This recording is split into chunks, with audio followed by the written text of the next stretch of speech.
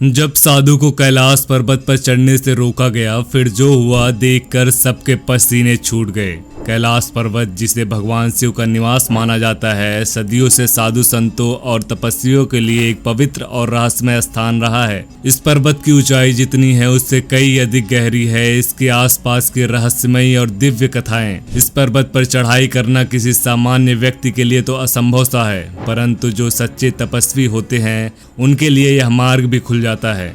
आज की घटना एक ऐसे तपस्वी की है जिनके साथ हुए अपमान ने सभी के लिए समस्याएं खड़ी कर दी थी। तो चलिए आज की घटना शुरू करते हैं, लेकिन उससे पहले महादेव के सच्चे भक्त कमेंट बॉक्स में हर हर महादेव लिखना न भूलें। यह कहानी एक ऐसे तपस्वी साधु की है जिनका नाम स्वामी परमानंद है। स्वामी परमानंद का जन्म एक छोटे से गांव में हुआ था। बचपन से ही उनमें ईश्वर के प्रति गहरा विश्वास और प्रेम भक्ति था। उन्होंने अपना पूरा जीवन भगवान शिव की आराधना में समर्पित कर दिया था। वे दिन रात ध्यान में लीन रहते और उनकी साधना इतनी गहन थी कि लोग उन्हें साक्षात शिव का रूप मानने लगे थे। स्वामी परमानंद की एक ही इच्छा थी कि वे कैलाश पर्वत पर चढ़कर भगवान शिव के साक्षात दर्शन करें। उन्होंने कई वर्षों तक कठिन तपस्या की और अंततः उन्हें एक ऐसा अनुभव हुआ कि भगवान शिव ने उनकी प्रार्थना सुन ली है। एक दिन ध्यान की गहरी अवस्था में उन्हें भगवान शिव का आदेश प्राप्त हुआ कि अब समय आ गया है। वे कैलाश पर्वत की यात्रा पर निकले। स्वामी परमानंद ने इस संदेश को ईश्वर का निर्देश मानकर कैलाश पर्वत की यात्रा के लिए प्रस्थान किया।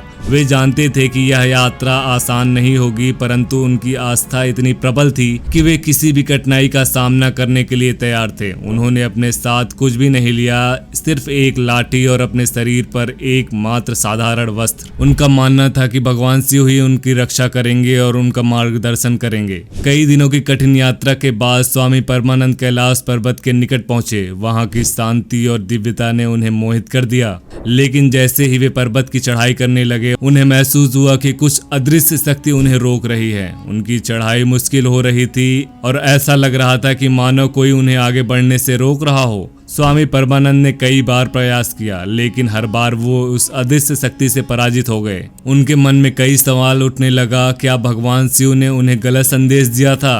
क्या वे इस योग्य नहीं थे कि उन्हें भगवान शिव के दर्शन हो और उनकी तपस्या अधूरी थी? इन सवालों ने उनके दिल को व्यथित कर दिया और वे निराश होकर वहीं बैठ गए। रात होने लगी और स्वामी परमानंद अपने स्थान पर ध्यान में लीन हो गए। उन्होंने भगवान शिव से प्रार्थना की, हे महादेव, यदि आप मुझे इस योग्य नहीं मानते कि मैं आपके दर्शन कर सकूं, तो कृपया मेरा अपराध बताएं। मैंने जीवन भर सिर्फ आपकी सेवा की है और अब मेरा मन इस यात्रा में विफलता के कारण विचलित हो रहा है। साधु ने गहरी ध्यान अवस्था में भगवान शिव से मार्गदर्शन मांगा। उन्हें लगा कि भगवान शिव ने उनके मन की व्यथा को समझ लिया है। अचानक उनके सामने एक अद्भुत प्रकाश प्रकट हुआ। यह प्रकाश इतना दिव्य था कि स्वामी परमानंद की आंखों में आंसू बहने लगा।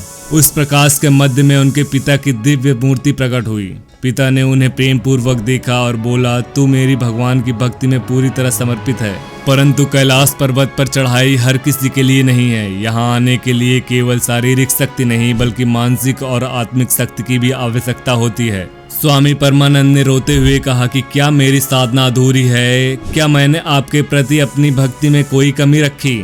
उनके पिता ने मुस्कुराते हुए कहा, नहीं, तेरी भक्ति में कोई कमी नहीं है, परंतु यह चढ़ाई तेरे लिए नहीं है। तेरा मार्ग कुछ और है और तुझे वह कार्य करना है जो तुझे सौंपा गया है। तेरी साधना का फल तुझे मिलेगा, परंतु वह यहाँ नहीं बल्कि वहाँ मिलेगा जहाँ तुझे जाना है। स्वामी परमानंद के मन में शांति छा गई। उन्होंने अपने पिता के चरणों में नतमस्तक होकर कहा, जैसा आपका आदेश, मैं वैसा ही करूँगा। कृपया मुझे मार्गदर्शन दे कि अब मुझे क्या करना चाहिए। उनके पिता ने कहा, तुझे इस जीवन में लोगों की सेवा करनी चाहिए। तेरा कार्य केवल अपनी आत्मा का उद्धार करना नहीं, बल्कि उन लोगों की सहायता करना जो इस संसार में दुखी हैं और जिन्हें तेरी आवश्यकता है। तू वापस जा और उन लोगों की सहायता कर जो अपने जीवन में संघर्ष कर रहे हैं। यह तेरा सच्चा धर्म है। स्वामी परमानंद ने अपने पिता का आदेश भगवान शिव का आदेश समझकर उसे स्वीकार किया और वापस लौटने का निर्णय लिया। वे जानते थे कि यह यात्रा केवल उनके लिए ही नहीं, बल्कि यह एक परीक्षा थी जिसे भगवान शिव ने उनके सामने रखा था।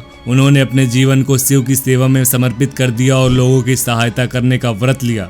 जब वे वापस गांव लौटे तो लोगों ने उनके चेहरे पर एक नई चमक और शांति देखी। स्वामी परमानंद ने गांव के लोगों को इकट्ठा किया और उन्हें अपनी यात्रा के बारे में बताया। उन्होंने कहा, भगवान शिव ने मुझे यह सिखाया कि सच्ची साधना केवल ध्यान और तपस्या में नहीं बल्कि दूसरों की सेवा में भी है। जो लोग दुखी हैं उनकी सहायता करना ही सच्चा धर्म है। गांव के लोग स्वामी परमानंद की बातें सुनकर भाव विभोर हो गए। वे समझ गए कि भगवान शिव का संदेश कितना गहरा और महत्वपूर्ण था। स्वामी परमानंद ने अपना शेष जीवन गांव के लोगों की सेवा में लगा दिया। उन्होंने अनाथ बच्चों को आश्रय दिया, भूखों को खाना खिलाया और हर उस व्यक्ति की मदद की जिसे उनकी जरूरत थी। स्वामी परमानंद का यह कार्य अपने पिता और भगवान की उस शिक्षा का प्रतिफल है जो उन्होंने कैलाश पर्वत की यात्रा के दौरान पाई थी। लोग उन्हें भगवान शिव का सच्चा भक्त मानने लगे और उनकी सेवा और समर्पण की प्रशंसा करने लगे। दोस्तों, आपको यह वीडियो कैसे लगी कमेंट करके जरूर बताएं। वीडियो अच्छी लगी तो वीडियो को लाइक करें और चैनल को सब्सक्राइब करना ना भूलें। हर हर महादेव।